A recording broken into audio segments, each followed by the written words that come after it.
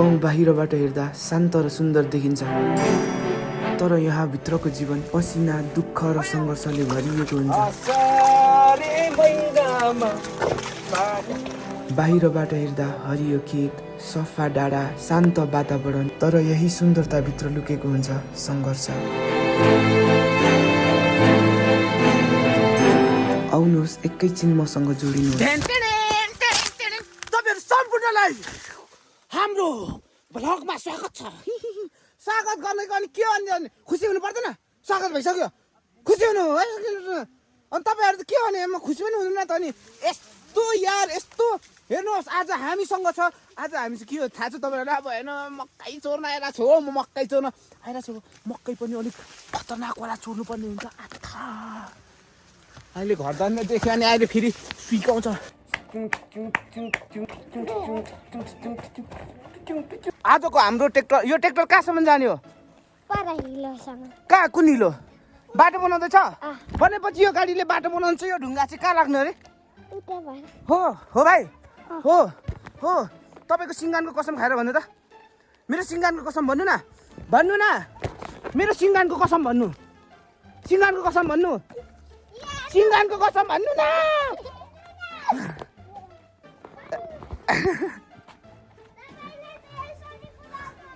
भाउजू म जाड खाँदिनँ हौ, म जाड खाँदिनँ। लु भाउजू हेर्नु, जाड खाँदिनँ भनेको अब जालकुमारी भाउजूले यस्तै हो। तर यो जाड होइन नि, यो फेरि दुध चिया आउने। फेरि एकैचोटि यसले जाड खान थाल्यो भन्नुहुन्छ होला। जाड होइन यो, दुध चिया, दुध दुध चिया। दुध चिया खाओ, ज्यान बनाओ। ए छिटो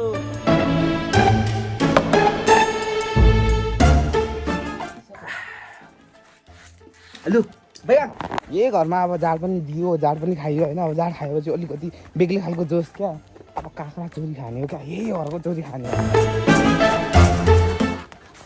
काँक्रा कस्तो फल्ने कुरा छ।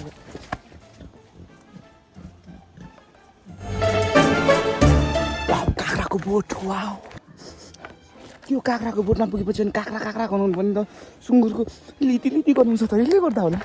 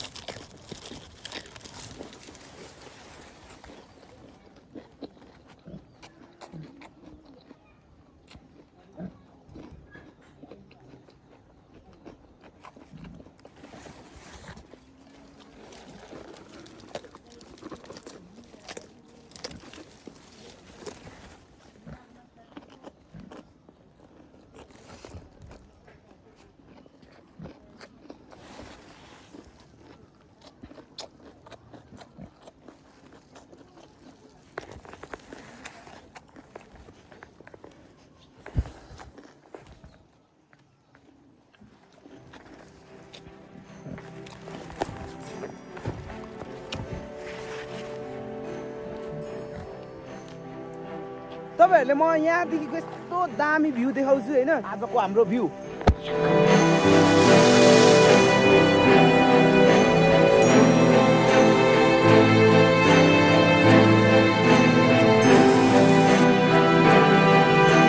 के तपाईहरुलाई थाहा छ, गाउँका मान्छेहरू घरमा कम, खेतबारीमा ज्यादा भेटिन्छ।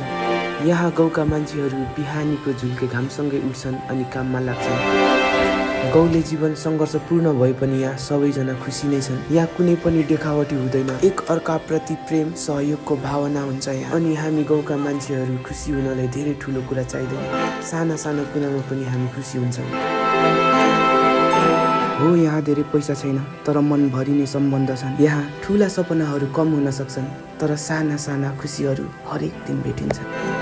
अनि सबैभन्दा ठुलो कुरा यहाँको जीवन, न कुनै देखावटी, न कुनै नाटक, जे छ बस साँचो छ।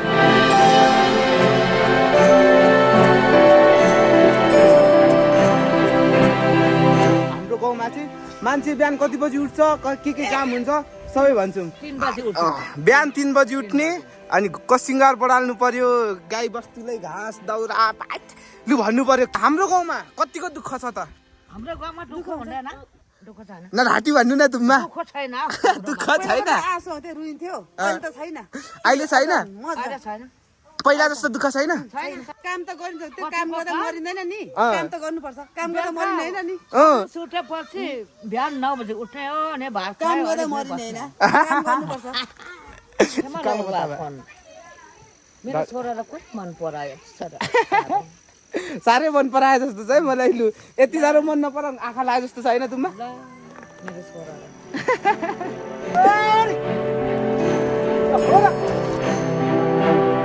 हसरे महिनामा पानी परिरहने एक्लो यो मेरो मन कसरी बुझाउने मैच्याङले हुँदैछ नौ डाँडा पारीमा कम्पनी सहर छोडको बेलैमा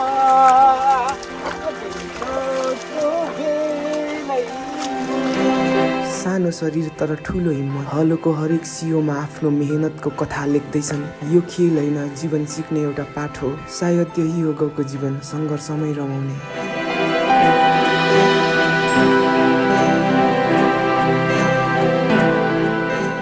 होइन कसरी यति आँखे हराबे हौ हेर्नु यो बाङ्गो मिमासँग मिगेतो किलो हेर्नु अच्छा नेचिला आठेरे वा दुई घर आउने नि त हौ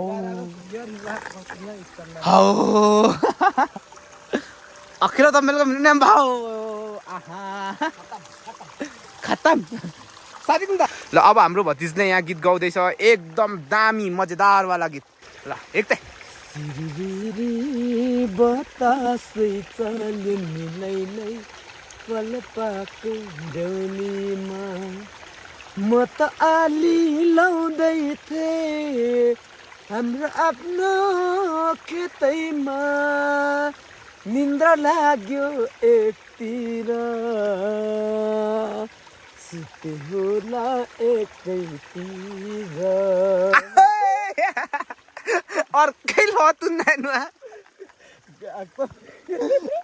अखि चाहिँ भनेको जस्तै सिरिरी बतासै चल्यो लैलै याङ नामको गाउँमा ए याङ नामको डाँडैमा ल एकैम बिर्न हाल्दा केरा फेरि एकचोटि 5 6 7 सिरिरी बतासै चल्यो लैलै याङ नामको गाउँमा ल 3 2 1 स्टार्ट सिरिरी बतासै चल्यो लैलै याङ नामको एकतिर म त नलौ भन्दै थिएँ